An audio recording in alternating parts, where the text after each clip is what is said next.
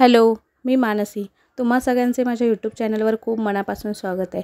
रक्षाबंधन निमित्त मी घरच्या घरी राख्या बनवलेल्या 2 त्या मी या व्हिडिओच्या माध्यमातून तुमच्याबरोबर शेअर करते. जेव्हा राखी बनवायला बसली ना, तेव्हा माझ्या डोक्यात काही आयडिया नव्हती, कशी बनवायची, काय करायचं, काहीच आयडिया नव्हती. माझ्याकडे मटेरियल आहे, जसं की मी ज्वेलरी मेकिंगचा माझा बिझनेस आहे एक छोटासा, तर त्यानिमित्ताने माझ्याकडे बरंच सामान आहे. तर म्हटलं मी त्याच्यातून काहीतरी करू शकते आणि लोकरही होती माझ्याकडे. तर तो जो धागा असतो राखीचा, तर त्यासाठी तो तेवढा कट करून घेतला आणि माझ्याकडे जे जे काही सामान आहे ते चेक केलं, मी काय बनवू शकते असं बघितलं आणि मग नंतर सुरुवात केली. एक कार्डबोर्डपासून असे गोल चक्र बनवून घेतलं आणि त्यानंतर हा माझ्याकडे ग्लूही आहे, म्हणजे क्राफ्टसाठी किंवा DIY गोष्टींसाठी ज्या ज्या गोष्टी लागतात ना, त्या सगळ्या माझ्याकडे अवेलेबल होत्या. तर म्हटलं आपण त्याच्यातून काहीतरी क्रिएट करू शकतो, चांगलं होतं आहे का बघूया.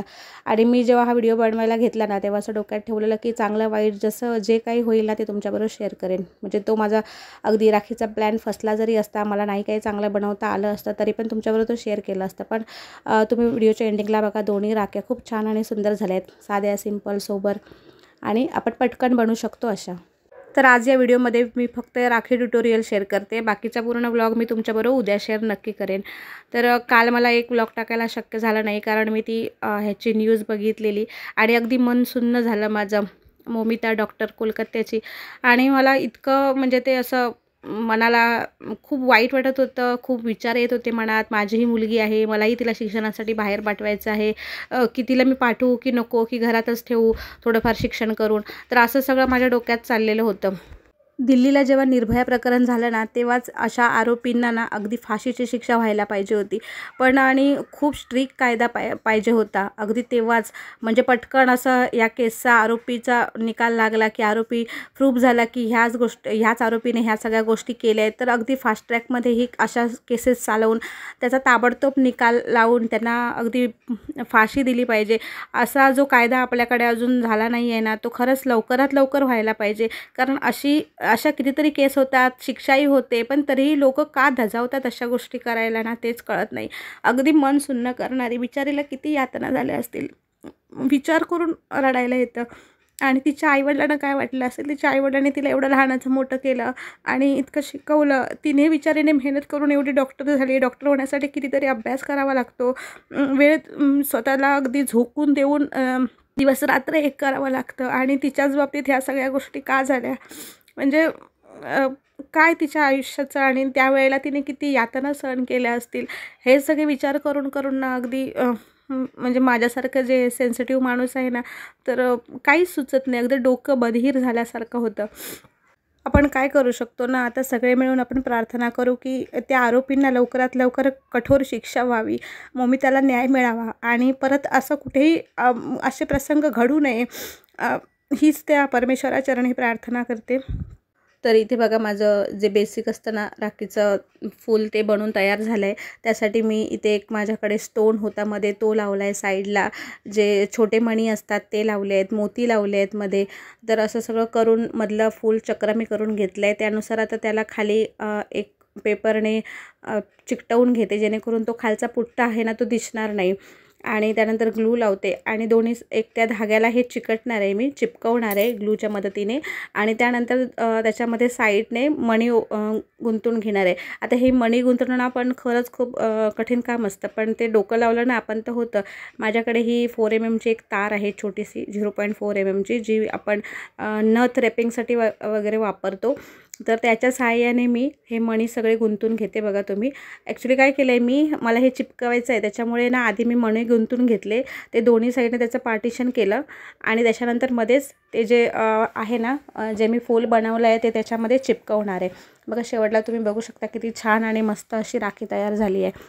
तर या माझ्या चॅनलवर मी व्लॉग, माझी लाईफस्टाईल, मेकअप रिलेटेड व्हिडिओ, ज्या ज्या गोष्टी मला समजतात, असं वाटतं मी ह्या लोकांपर्यंत चांगल्या प्रकारे पोहोचू शकते, त्या सगळ्या गोष्टी मी या यूट्यूब चॅनलवर पोस्ट करत असते. तुम्हाला जर माझे व्हिडिओ बघायला आवडत असतील, माझ्याशी कनेक्ट राहायला आवडत असेल, तर नक्कीच माझ्या चॅनलला सबस्क्राईब करा आणि या व्हिडिओला लाईक करा.